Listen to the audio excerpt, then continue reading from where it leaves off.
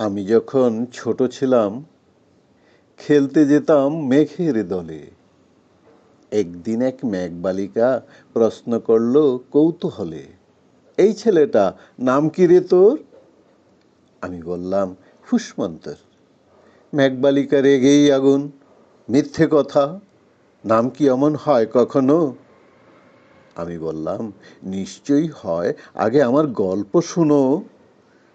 সে বলল শুনবো না, যা।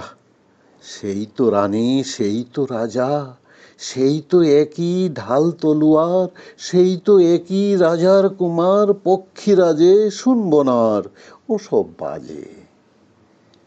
আমি বললাম তোমার জন্য নতুন করে লিখবো তবে। সে বলল সত্যি লিখবি? বেশ, তাহলে মস্ত করে লিখতে হবে, মনে থাকবে, লিখেই কিন্তু আমায় দিবি। আমি বললাম তোমার জন্য লিখতে পারি এক পৃথিবী। লিখতে লিখতে লেখা যখন সবেমাত্র দু চার পাতা, হঠাৎ তখন ভূত চাপলো আমার মাথায়। খুঁজতে খুঁজতে চলে গেলাম ছোটবেলার মেঘের মাঠে। গিয়েই দেখি চেনামুক্ত একটিও নেই এ তল্লাটে। একজনকে মনে হলো ওরই মধ্যে অন্যরকম। এগিয়ে গিয়ে বলি তাকেই, তুমি কি সেই মেঘবালিকা?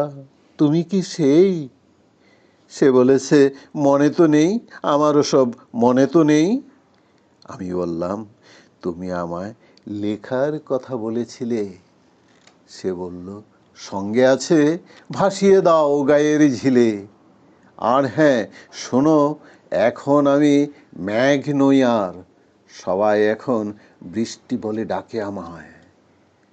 বলেই হঠাৎ এক পশলায় চুল থেকে নখ আমায় পুরো ভিজিয়ে দিয়ে অন্য অন্য বৃষ্টি বাদল সঙ্গে নিয়ে মিলিয়ে গেল খরস্রোতায়, মিলিয়ে গেল দূরে কোথায়, দূরে দূরে।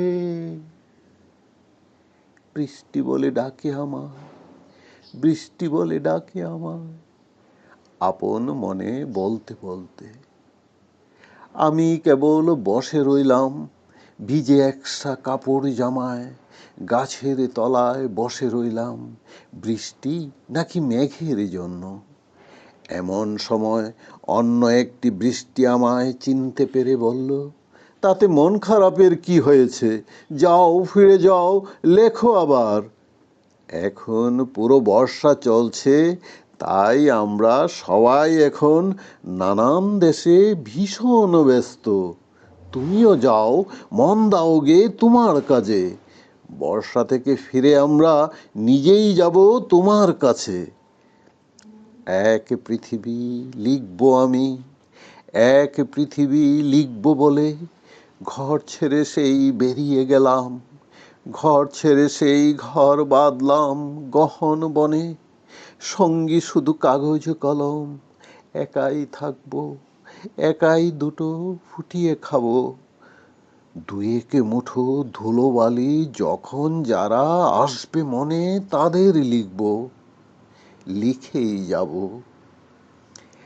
এক পৃথিবীর 100 রকম স্বপ্ন দেখার সাধ্য থাকবে যে রূপকথার, সে রূপকথা আমার একার।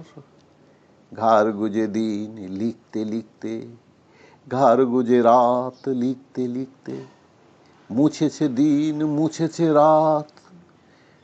যখন আমার লিখবার হাত অসাড় হলো, মনে পড়ল সাল কি তারিখ, বছর কি মাস, সেসব হিসেব আর ধরিনি। লেখার দিকে তাকিয়ে দেখি এক পৃথিবী লিখব বলে একটা খাতাও শেষ করিনি। সঙ্গে সঙ্গে ঝমঝমিয়ে বৃষ্টি এলো খাতার উপর, আজীবনের লেখার উপর। বৃষ্টি এলো এই অরণ্যে, বাইরে তখন গাছের নিচে নাচছে ময়ূর আনন্দিত। এগাছ ওগাছ উঠছে পাখি, বলছে পাখি, এই অরণ্যে কবির জন্যে আমরা থাকি। বলছে ওরা কবির জন্য আমরা কোথাও আমরা কোথাও আমরা কোথাও হার মানিনি।